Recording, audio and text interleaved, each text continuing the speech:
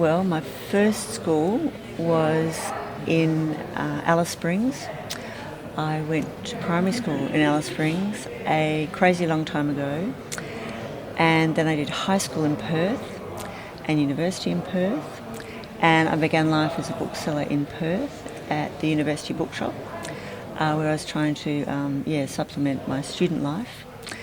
And I worked, basically that detoured me away from university. I did finish my degree, undergraduate degree, and then I travelled a bit and ended up bookselling again, but in academic bookselling and publishing in Melbourne.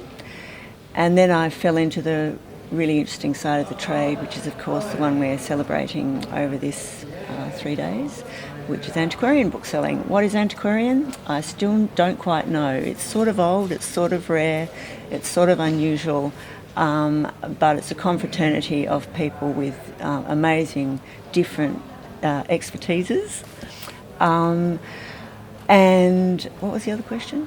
How did you come to be an antiquarian? Oh, just I think you buy a little bit by design, mostly by accident actually.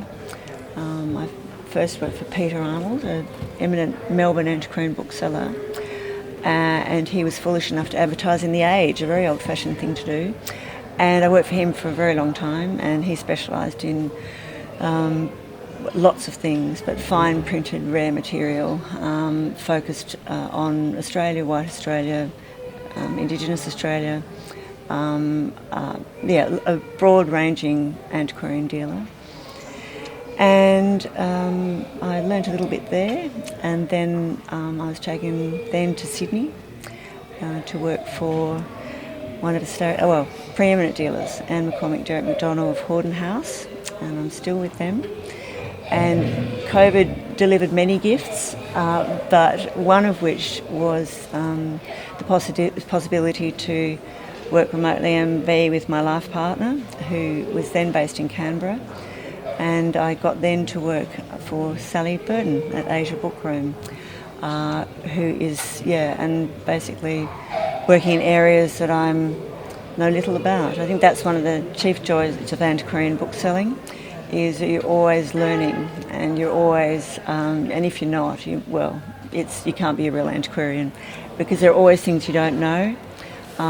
It's a big treasure hunt, often, and I'm just privileged and delighted to still be in antiquarian bookselling after quite a few decades. But it's.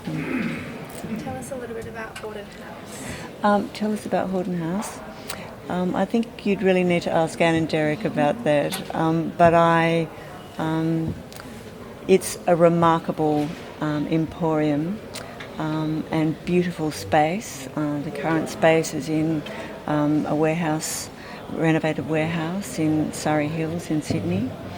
But it's a delight to work there. There's a joy for the eyes wherever you look, but it's an interactive space. I think that's the thing where none of us are. The spaces are designed for people to interact with old and rare material, and to learn about old and rare material, and so that's. What would be the most interesting book or item you've handled? Oh heavens. That's really difficult. I mean, such a tough question. I think my first minor achievement when I worked for Peter, and I sold a manuscript I happened to be working on to a gentleman that just happened to pop in and ask about the subject I was just happening to work on, and selling that for a significant. There was no.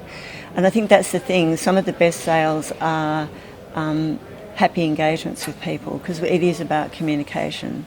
It is about sharing the joy of material with other people, and and fellow enthusiasts, I suppose. So Do you yourself have a private collection? No, I've always wondered about this. There are certainly significant female collectors, and even more so now. I think we live in an age where all things are possible in terms of collectors. Once it was, I suppose, socioeconomically linked, so all of the great collectors would be blokes, would be men with leisure time and lots of money. But I think there is also an impulse to collect. And I do not have, thankfully, I'm a bit of a hoarder. I mean, I can't go into a new bookshop without buying something. But I think where you have someone who's a genuine collector, where at the end of their days the collection is worth more than the sum of the parts, or where being a part of that collection elevates the value of a particular item, I don't have that, no. And I think that is a born not made thing, really. And I think it is a kind of extension of territory, a way of exploring new worlds and having those, if you like. So sort of a, yeah. What do you see as the future of the antiquarian book? Oh, wow, you're the one to answer this, really. I think collecting tastes change, and they change rapidly. Some things stay the same. I think the internet has made the world a small place. I think it's made more obvious what's always been rare and what's always been sought after in a way that perhaps wasn't when I first started working as a bookseller.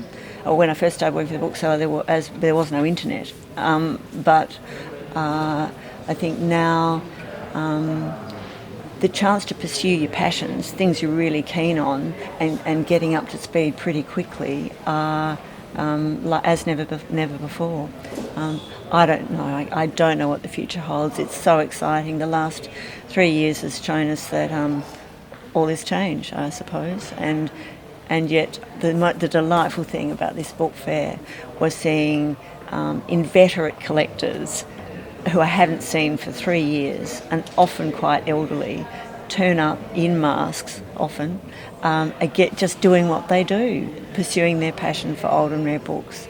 And I think it's been really humbling to have an in-person fair.